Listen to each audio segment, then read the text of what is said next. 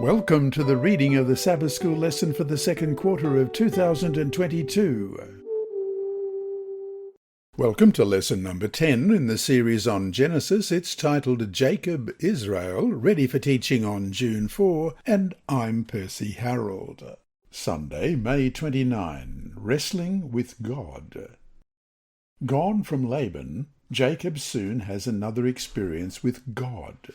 Knowing that his brother Esau is coming with 400 men, as it says in Genesis 32 verse 6, Jacob prays fervently to the Lord, even though he acknowledges in verse 10 that I am not worthy of the least of all the mercies and of all the truth which you have shown your servant. Jacob truly has a better understanding of what grace was about. And how does the Lord respond? Read Genesis chapter 32, verses 22 to 31, and Hosea chapter 12, verses 3 and 4. Genesis 32, beginning at verse 22. And he arose that night and took his 2 wives, his 2 female servants, and his 11 sons, and crossed over the ford of Jabbok. He took them, sent them over the brook, and sent over what he had. Then Jacob was left alone, and a man wrestled with him until the breaking of day.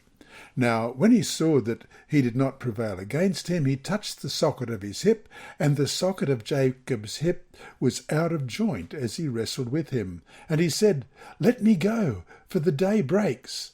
But he said, I will not let you go unless you bless me. So he said to him, What is your name? He said, Jacob. And he said, Your name shall no longer be called Jacob, but Israel, for you have struggled with God and with men, and have prevailed.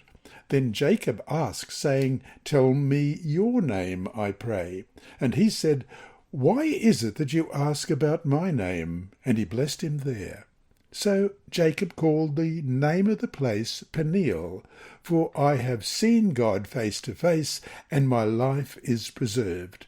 Just as he crossed over Peniel, the sun rose on him, and he limped on his hip. And Hosea chapter 12, verses 3 and 4. He took his brother by the heel in the womb, and in his strength he struggled with God. Yes, he struggled with the angel and prevailed. He wept and sought favour from him. He found him in Bethel, and there he spoke to us. Jacob is distressed, understandably so, by what is happening, and after doing what he can to protect his family, he camps for the night. He is then suddenly attacked by a man, it says in verse 24 of Genesis 32. This is a term that can have special connotations, evoking the divine presence, as we read in Isaiah 53 verse 3. He is despised and rejected by men, a man of sorrows and acquainted with grief, and we hid, as it were, our faces from him. He was despised, and we did not esteem him. Daniel used it to refer to the heavenly priest Michael in Daniel 10 verse 5. I lifted my eyes and looked, and behold, a certain man clothed in linen, whose waist was girded with gold of Uphaz.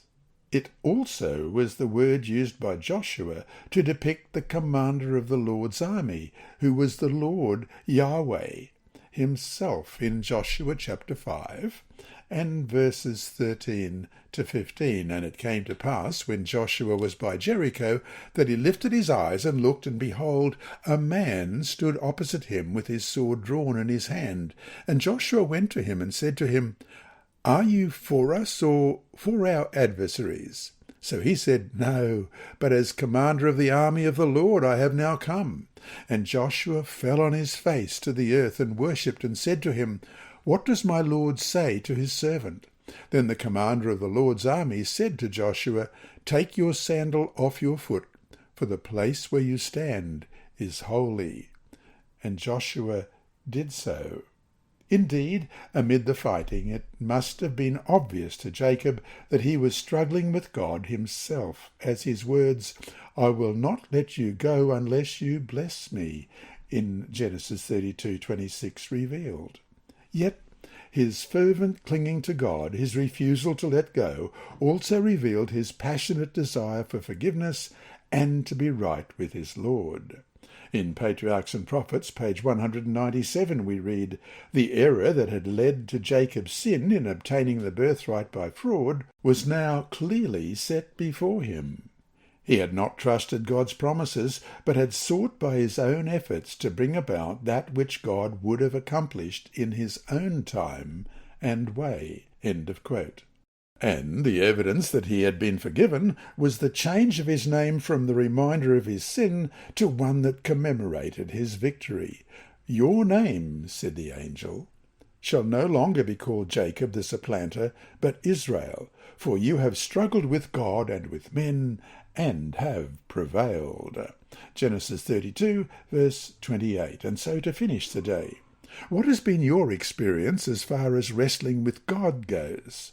What does it mean to do that, and why is it at times important that we have this kind of experience? This lesson was read by Dr. Percy Harrold for Christian Services for the Blind. Sponsored by the Sabbath School Department and distributed through Hope Channel Australia, this podcast is also redistributed by Hope Channel Germany, Christian Record Services for the Blind, and It Is Written. It is also available on SoundCloud and through multiple podcast distributors, including Apple iTunes. Remember, God is always faithful.